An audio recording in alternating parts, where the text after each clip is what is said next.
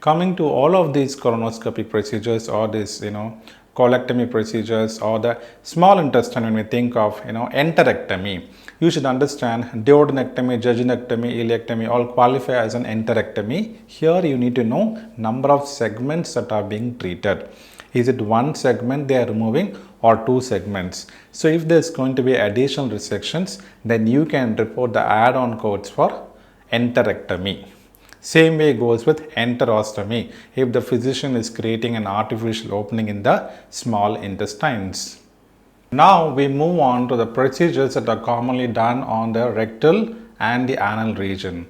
So we saw like proctectomy. We need to know whether it is a partial or a complete.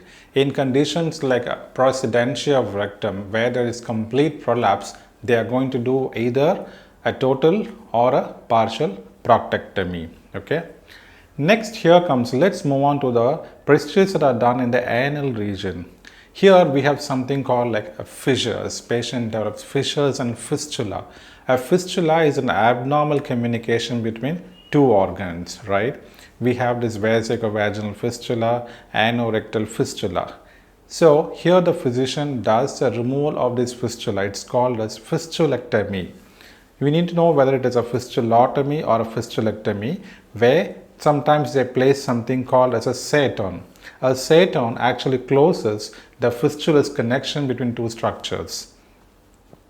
Fissure. An anal fissure is a painful condition. Here the provider is going to remove the fissure, a kind of an ulcer, that is fissurectomy.